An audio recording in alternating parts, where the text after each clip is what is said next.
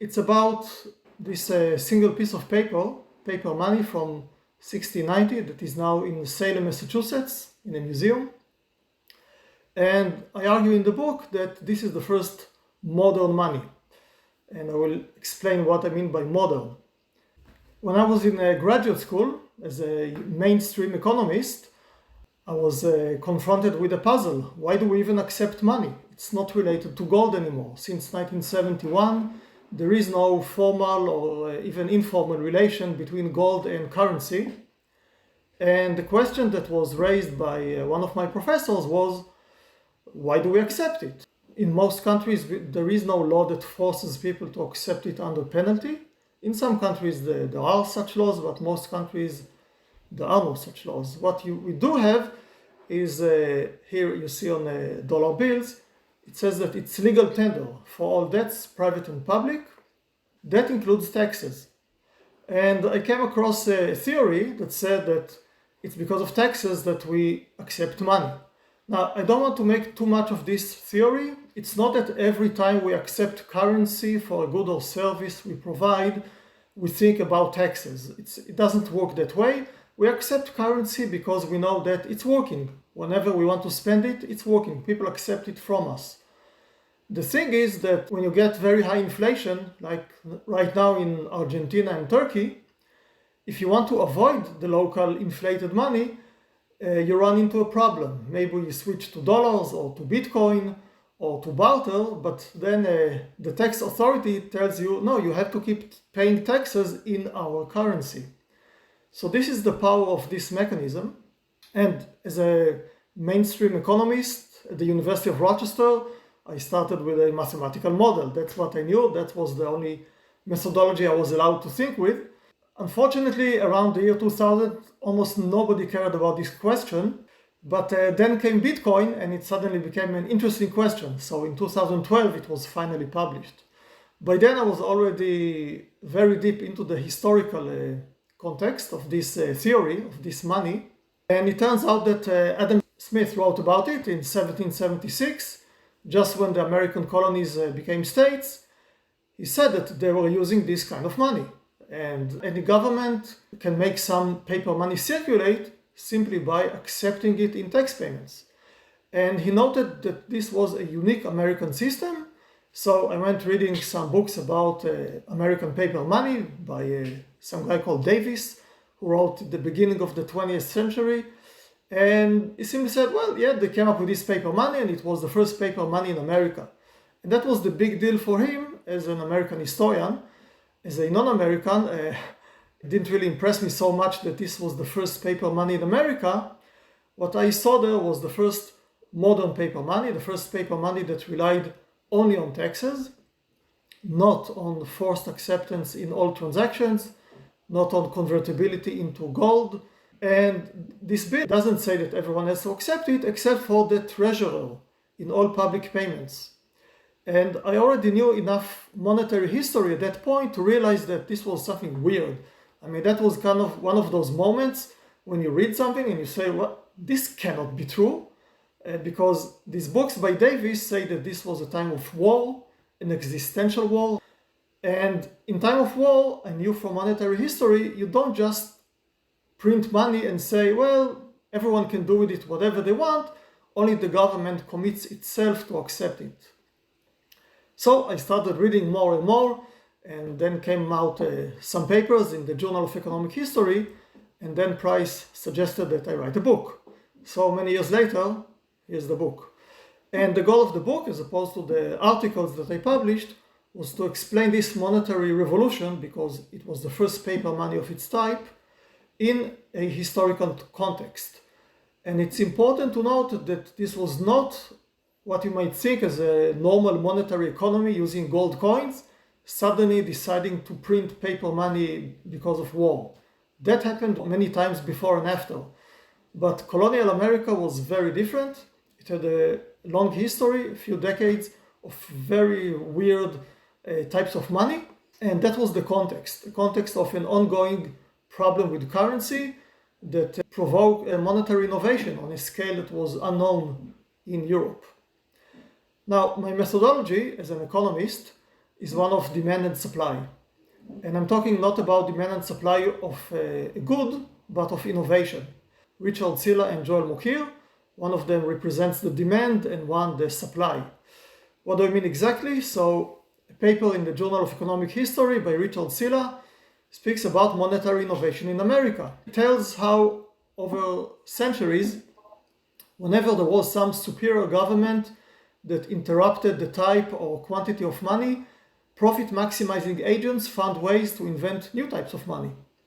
And he starts with Massachusetts paper money, relying on the secondary literature that was available to him, and he goes all the way to money market mutual funds in the 1970s. So that's necessity is the mother of invention. Joel Mokyr, on the other hand, says necessity is always there, supply is what matters. You need to look at the abilities of economic agents to come up with a better way of doing things. So in my book, I decided not to pick one of them, I decided to do both of them. So how does the book look like? First of all, it's suitable for everyone. I presented part of this project to many audiences, including historians and legal scholars and obviously economists. So I wrote a book with no mathematics, no statistical information, because none is available from the 17th century. And it has three parts. First part is a bit long. It's to give the right background, the minimal background for all readers. If you're not a historian, you have to know some basic things about early modern England. If you don't know monetary economics, here is some very basic background. Part two is the main part of the book. It tells of this very long experience with monetary innovation in colonial America over a century, starting with Roanoke and ending in 1690. And it's not just about money, there's a lot about the society, the political structure, including the use of committees in Massachusetts. To understand what's going on, you have to understand about Harvard College that was in Massachusetts. So it's more than just money. The last part, he talks about this monetary revolution in the 2 years preceding the Salem witch trials, incidentally, and some extensions that I will elaborate later on. So what are the demand and supply? The demand over the entire period was a chronic coin shortage because of imbalances of imports and exports. And then in 1690 there was wartime. They had to come up with some extra amount of money. And there was a constitutional problem at that very, very particular point in time, 1690. Massachusetts could not issue either coin or normal paper money that would be forced on everyone, as had happened many times in history. So they came up with this new type of paper money, which was formally only legal tender for taxes. Only the government committed to accept it. So that's the demand for all this monetary innovation and the climax in 1690. As for ability, Massachusetts was a unique colony. It was both a kind of like a merchant republic. It was a limited democracy controlled by merchants in every aspect of life, except for the churches. And just like Amsterdam and Venice, that bred financial innovation. And it was also the intellectual center of English America. The only college was there. And at Harvard, they actually read theories by Plato and Aristotle and even the contemporary Thomas Hobbes, who had things to say that could have facilitated the invention of this new type of money that did not rely on metal. So that's how I see the demand and supply. As I said, the last part of the book has some extensions. I have an epilogue to tell the story, how it proceeded until the present, until gold was once again abandoned. There's something quite peculiar that Massachusetts money was printed by a committee, which is, I think, is a precursor to the current committee that controls the quantity of money. And it's not a coincidence. It's a committee that also had some balance between private sector and public sector. I think it's very interesting for political historians. I have a lot about regulation driving this supply and demand. Wherever I try to track the causality, I always ended up in regulation. So just to give a flavor, why did they have these intellectual merchants in Massachusetts as opposed to the many illiterates of Virginia? Because of regulation of religion in England. And why were they not allowed to mint coin in the colonies? So that's the demand for innovation. because there was regulation of the right to mint in the English Empire. Only the king was allowed to do that. So regulation of many types drove both the supply and demand. Also have something there about supply and demand as kind of in a symmetric sense, how they both breed innovation together. You usually have to have both. I have some stuff about how similar or dissimilar it is to biological evolution. One of the referees suggested talking about crypto, which is still not currency, and about MMT that some of you know. Unlike many other books in American monetary history, I don't have a political agenda here. When I started it in 2005, obviously nobody knew about crypto and MMT, but yeah, I thought it was useful to say something about it because it's very relevant. The biggest dream I have is for scholars from many other fields to read this book and think about analyzing other inventions of other social institutions, not just money. So you can think about this invention, which I think is important enough in its own right, but you can also think about the invention of the euro. You can also think about the invention of the European Union itself, or specifically about the European Parliament.